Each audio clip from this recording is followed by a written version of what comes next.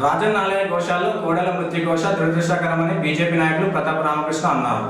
ప్రధాని మోడీ పరిపాలనకు 11 సంవత్సరాలు పూర్తయిన సందర్భంగా వేములవాడ పట్టణంలోని పద్మశాలి సంఘం భవనంలో ప్రత్యేక సమావేశాన్ని ఏర్పాటు చేశారు. కార్యక్రమానికి ముఖ్య అతిథిగా విచ్చేసిన బీజేపీ సీనియర్ నాయకులు మార్తా సత్తయ్య మాట్లాడుతూ కేంద్ర ప్రభుత్వం మోడీ ఆధ్వర్యంలో దిగ్విజయంగా 11 సంవత్సరాల పరిపాలన పూర్తయి ఎన్నో విజయాలను సాధిస్తూ ముందుకు వెళ్తుందని ఈ సందర్భంగా అన్నారు.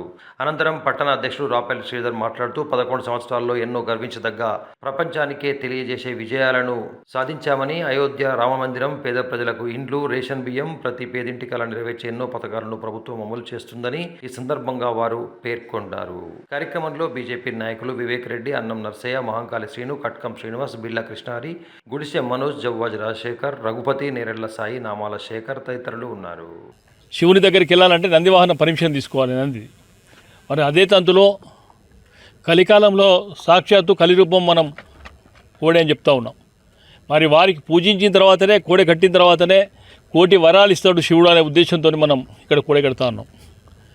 నేను 4 వారం 10 రోజులకి వెళ్ళి ఒక పిక్నిక్ స్పాట్ చేసారు. అధికార పార్టీ యంత్రాంగం అంతా, అధికారులు రావడం, లేకుంటే అధికార పార్టీ నాయకులు రావడం, దీని పిక్నిక్ స్పాట్ చేసినారు. ఎక్కడ కూడా కించిత్ బాధ లేదు వాళ్ళకు. దాదాపు 400-300 కోడేళ్ళు ఉన్న దాంట్లో 1600 కోడేళ్ళు ఆ రకంగా ఎందుకు బ్లాక్ అయింది సమాధానం చెప్పలే ప్రభుత్వం. ఆ సమాధానం చెప్పకుండా గత ప్రభుత్వం ఏదైతున్నదో, ఏదైనా యాక్సిడెంట్ అయితే కాలు చేతిరిగితే పరిహారం, చచ్చిపోతే సంతాపం. మరి ఇప్పుడు ఇక్కడ కూడా అదే రకంగా నడుస్తూ ఉన్నది. మరి ఓ రకంగా నేను అడుగుతూ ఉన్నాను, ఒక సామాన్య ఒక హాస్పిటల్లో ఎవరైనా చనిపోతే వారి బంధువులే లోడ్ చేస్తారు. పాపం మూగజీవాలు, వాళ్ళ కోసం వచ్చి కొట్లాడే వ్యక్తులు లేరు. మరి అతి కొన్ని 100 కోట్ల ఆదాయం వస్తున్నట్టయితే ఆ ఆదాయాన్ని ఏం చేస్తూ ఉన్నారు? మంత్రులు విజిట్ చేసి, ఎమ్మెల్యేలు విజిట్ చేసిన తర్వాత అయ్యో ఇట్లా అవుతుందని అప్డేట్ చేయడం కాదు. మీరు రేపు ఏం చేస్తారో మాకు చెప్పండి ఒకసారి. మరి ఇవన్నీ జమ అవ్వడానికి కారణం ఎవరు? ఇవి తీసుకోవడానికి కారణం ఎవరు? ఇంతకుముందు చెప్తా ఉన్నారు చిన్నపిల్లల్ని ఇస్తాను మాకు తీసుకోవద్దని చెప్తా ఉన్నాం. అంటే నేను అడుగుతా ఉన్నాను దేవాదాయ శాఖకు, ఏం అధికారం ఉంది? భగవంతునికి ఏది సమర్పించుకుంటే తీసుకోవాల్సిన బాధ్యత మీ మీద ఉంది. వాటి సాధాల్సిన బాధ్యత మీదే ఉన్నది. మరి కేవలం డబ్బులు తీసుకొని ఆ డబ్బులు కేవలం మీ జీతవత్యాల కోసం వాడతారా? భక్తులేసేటి గోశాలను పూర్తి స్థాయిలో కూడా దేవాదాయ శాఖనే భరించాలి. ఎవరు భరిస్తారు? వేరే ఎందుకు భరిస్తారు? హిందూ ధర్మం పవిత్రంగా ఉండాలని దేవాదాయ శాఖను వేయాలి.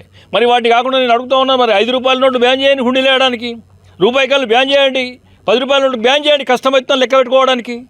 డబ్బులు వస్తే మాత్రం వాటికి చిల్లర్లు లెక్క పెట్టుకొని బ్యాంకులు వేసుకుంటారు. మరి చిన్న కోడలు కూడా తీసుకోవద్దు, అవేర్నెస్ క్రియేట్ చేయండి మీరు. ఆ అవేర్నెస్ క్రియేట్ చేయకుండా కేవలం మంది మీద విడిచిపెడితే మాత్రం బాగుండదు.